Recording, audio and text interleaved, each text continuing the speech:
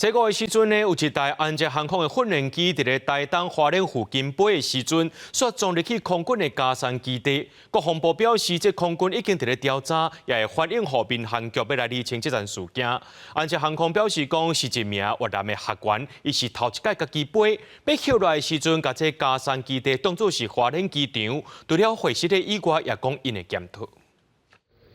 围墙边仔为天网加强安全的防护。空军嘉山基地是远东上大地下空军基地，不过778次后民间教练机误飞入去。安捷航空所属 DA 4纵型机一架，申请由台东丰年机场起飞前往花莲机场实施穿降训练，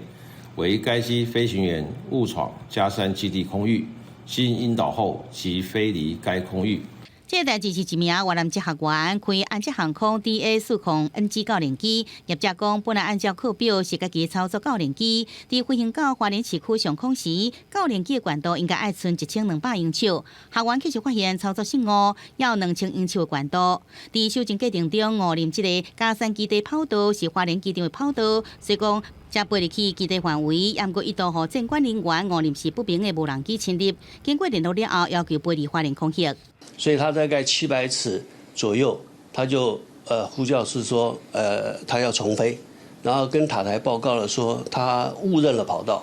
空军嘉山基地如果被改称为东亚小重要空中监管中心，有雷达追踪监管大海大片空域。尤结合飞弹有境中心是非常重要的基地，外界真关心这误走入去的外籍学员身份可疑，造成稳重的国安问题。安捷航空也澄清，所有外籍学员伫训练进程拢要进行背景的调查，而且爱交这个无犯罪记录。重要的关键可能是在于说，后续在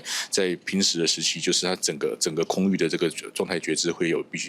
必须要进一步加强的这个必要性。对了，这个事件，国防部讲飞行员误飞入去嘉山基地空域，经过引导了后就飞离这个空域。空军已经对这案件实施调查，并且反映后民航局来处理调查原因。记者综合报道。